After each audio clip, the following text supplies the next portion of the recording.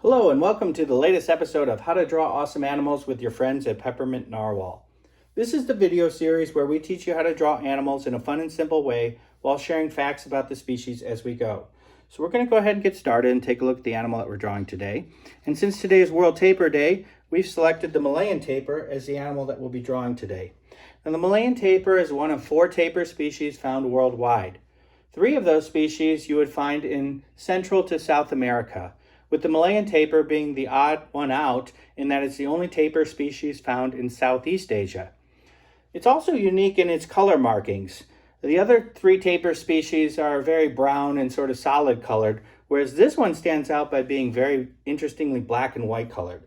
So that's the Malayan tapir. We've got its scientific name listed here in the parentheses, and as you know from past videos, that is inclusive of its classifications of genus and species. And we have a status coming from the IUCN's Red List of Threatened Species. And unfortunately for the Malayan tapir, it is endangered, and we've got some conservation work to do for that. So all 4 of the tapir species, unfortunately, are threatened with extinction, with 3 of those being endangered and 1 being vulnerable. So as we kind of grade this graphic today, remember that hashtag Minty Sketch, post it online, and maybe tell people the tapir story and let it know that it could use better conservation. I've got my pencil and paper here handy. That's how I'm going to be drawing today. You're free to use whatever you kind of like or have available around the house. I like pencil and paper because it's fairly forgiving and easy to find in the house. It also has the eraser and you can draw light with it, so that's all really nice when you're starting off drawing. Okay, so I've drawn 3 dots on my page. You may be wondering what I'm doing here if you're new to this video series, but if you've gone on a past video, you definitely know I'm making a curved line here. And I'm going to essentially teach you this drawing technique here called, essentially we'll just call it like a connect the dots. We're making connect the dots as we go to gain confidence with our drawing skills. So this first dot will be our origin dot, this dot will be the arch of the curve, and this third dot here will be the end point. So that way I can kind of aim at making a nice curved line, and that's why we use 3 dots for that. So there we go. We're going to connect those together, and we've got our first curved line on the page. Great. I'm going to make another 3 dots here using this new end. This end dot's now going to be the origin dot. I'll put a dot over here and a dot over here, and this is a tight little area, but we'll make this nice little curve right like that. And we're going to repeat that 3 dot technique one more time. There's another dot, and there's another dot. We're going to use this last end dot as the new origin dot and connect those together as well there. That looks great. Okay, so now we're going to make a big S curve. We're essentially going to kind of bring this back up. If you've been on the last video where we did the northern rock hopper, you saw S curves. We did that a lot on this. Let me just show it to you first if you're new to it and you'll get comfortable with it. But essentially it's basically going to go up and then come down and then go back up, and that's how it kind of gets that S curve name. It's almost like making a little mini roller coaster hill. So I'm going to bring this up and then go up, and then I'm starting to work my way back down and then back up at the end. And there's that S shape to it. And right here at this end point, I'm going to put a little curve line here because we essentially made a big mouth. And you may not see it yet, but that's what we're working on. And right above this mouth here, I'm going to put a circle or an oval here, and that's going to be my eye. And I'm going to overall color it in, leaving a little bit of the circle inside there white to capture a nice highlight for my eye. There we go. So essentially we've drawn a big nose and mouth, and I'll put a chin on this guy here for now to sort of start to see him a little better. So I'll put a dot right about here on the back side of this nose, put a dot over here and a dot over here. Just kind of make the curving line here for the underside of the chin. And then we'll just make another dot out here and a dot out here. And again, from this origin dot, we'll just kind of continue that back up for the back side of the head there. So I'm coming back to this essentially big, long nose, and we're going to put 2 little ovals here kind of close together, one kind of right at the edge there, and then another oval right there. And that's going to be his 2 nostrils that are on that front side of this nose, and I'll put a little curve line to separate that now. So now we've got this big sort of snouty looking nose. It almost looks like a trunk here. It certainly kind of works like a trunk of an elephant. It can grasp things. It can pull leaves into its mouth. It can also use it like a snorkel like an elephant would. So I'm just sort of coloring in my little nostrils there. And although it does have elephant-like features, they are not closely related to elephants at all. We'll talk a little bit about its relatives here. First, we're going to put the top of the head on here. So I'll just kind of get this curved shape here using this last leftover dot, this arch, and then there's the end point. So there we go, 3 dots, kind of bringing back the top of the head.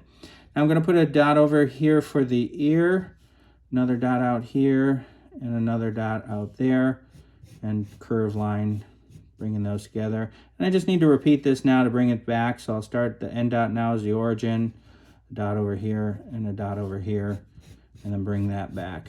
There we go for one of the ears. And inside the ear, I'm just going to sort of draw a little oval in here with a little bit of a tip at the bottom. Almost looks like an upside down teardrop for the inside of the ear. And they have a nice white tip at the top of the ear, so we're just going to kind of make a curved line at the very top, indicating that that would be all white. Now I'll put a second ear over here, put a dot over here, and a dot over here, and just kind of curve that out. And then again, working it back to this front side of the ear. And there we go. I don't need the inside of the ear there because you really wouldn't see it. It would be on the other side, but I'll do that nice curve to indicate that top of the ear would be white. So it looks pretty good. We've got a nice head of our tapir there. I'm going to now do this back of the neck, and it's going to sort of start here with a dot just behind the ear, a dot over here, and a dot over here, indicating sort of a sloping neck there, and then going back up. So there's my curved shape. Now we're going to draw the back of the, you have a very big back side, and it kind of goes up a little bit here. So we've got a dot over here. We'll put a dot right about here for the curve, and then another one over here. This is going to be a big sort of curve. Again, you can go back and forth. You can start at either point, but essentially we've got that backside curve there. So that looks great. Now we're going to come to the front side here, back to the bottom of this chin area. We'll put a dot, and then we'll put another dot maybe right about here, and a dot right about there, and then just a nice kind of curving line to indicate the underside of that neck. So, all right, we're looking pretty good. We're going to go ahead and put a front leg on this guy. So we'll put a dot here. We'll put a dot right about there, and a dot there. We'll just kind of connect these, a nice curving line like that. That looks pretty good. And now we're going to put the back side of this leg here. We'll put a dot here, we'll put a dot here, and we'll put a dot there. And then kind of bring those down like that. There we go. And this time we're going to do our first straight line. So we just need a straight line there, 2 dots for a straight line. So I'll put just a nice straight line right there. And then from this point here to about here, we'll put another straight line there. So there we go. That's looking pretty good. We've got our front side of the leg there. Now we're going to draw some toes on this guy. And you might just want to watch me do this first, but essentially I'm going to draw a little mountain range. I'm going to draw 3 little mountains here. So if you're ever drawing mountains, you kind of, make these little points and then offset them here, just like that. So there we go, got 3 little mountain range, mini mountain range. And that's actually going to be the 3 of the 4 toes that are found on this front foot. So we've got those all listed here. Now I'm just going to kind of make a little straight line, kind of pointing those off. And there we go, I've got 3 big nails on those toes. And I'm just going to kind of connect the front part of this foot, connect the back side. And there's a 4th toe that's sort of set a little back and off, so we'll put that one right about there. And there we go, we've got our first front foot completed here for this guy. Now for the back foot, it's much bigger, and it's also going to have a big sort of sweeping curve here. So we'll go ahead and put a dot out there, dot there, and a dot there, and make that nice curve line gesture there. There we go. And then for the front side of this, we just need a straight line here. So we've got 2 dots now for the straight line, and that's going to be pretty straightforward.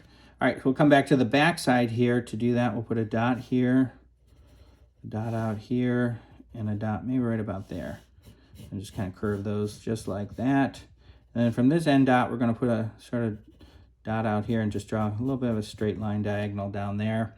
And then we're going to, right about here, make a long straight line using that leftover dot here and just kind of connect those together.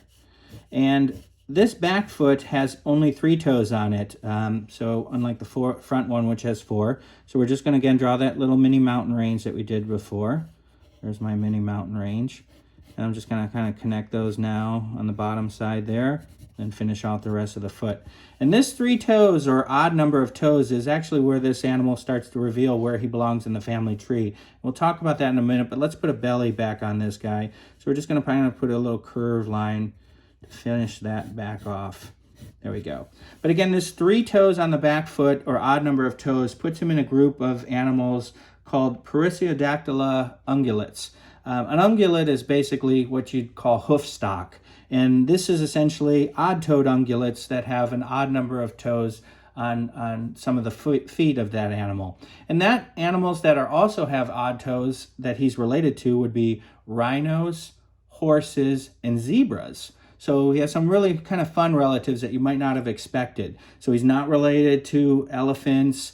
Even though he spends a lot of time in the water, he's not related to hippos. Again, his relatives are the rhinos, horses, and zebras. So that's pretty good. We've got that looking nice. We're going to put a stumpy little tail on the back side of this guy here, and I'm just going to make a little curved line here at the back for that tail. And that's pretty good. Now for the legs, we're going to put 2 more legs on either side of him, and since we've already got those legs, I'm just sort of basically kind of mirroring what I did before. You may not see all the toes, don't worry about that. If you can't get them all on there, don't worry about it, but we're just offsetting another leg on each of the front and back. That would be the other side of his body. So again, now I'm on the back side and did my little mountain range there. And there we go, we've got that back side. So this looks great. This is definitely a tapir. If you were not doing the Malayan one, you might even be done. But we'll go ahead and add those distinct color markings that we saw in the beginning of this. So I'm going to put a dot here on the back side, a dot over here, and a dot here at the shoulder, back side of that. And just connect those. So everything to the front of this is going to be dark. And basically they have a belly that's white, and then they have this sort of rump and back side that's white, and a little bit of the tail is white, and a little bit of the back leg is white. So we'll put a dot right here on the tail, midway there, and we'll put a dot maybe right up here on the leg, and then we'll put dot right where it comes back, front side of the leg and the belly meet. So now we'll just kind of connect that with a nice curve, and there we go. So everything below this would be dark. Again, all that's dark, and this is the white area of this animal. So I'm just going to hatch in some lighter coloring here to indicate the dark of the body here. And if you were coloring this later, you can, color in it with crayons or markers or whatever. And you can darken any lines that you need to thicken up here as we go. There we go. And now we're pretty much finished with this guy. Remember, he is an odd-toed ungulate, or Perissodactyla, and his relatives would be rhinos, horses, and zebras. And he is one of 4 species of tapir. Remember, he is the only one found in Southeast Asia. This is the Malayan tapir, but there are 3 others that you would find in Central and South America. So we're just kind of summarizing some of the stuff we talked about already in this video. And that looks pretty good. I've got them all colored in, dark and light, and that's my Malayan tapir. So we'd love to see how yours turned out. Again, you can share those with us using the hashtag MintySketch, and that just post that online with that hashtag, and that way we can all check it out. And we're really happy that you drew with us today. Thank you for spending the time with us. We hope to see you back here on a future episode of How to Draw Awesome Animals with your friends at Peppermint Narwhal.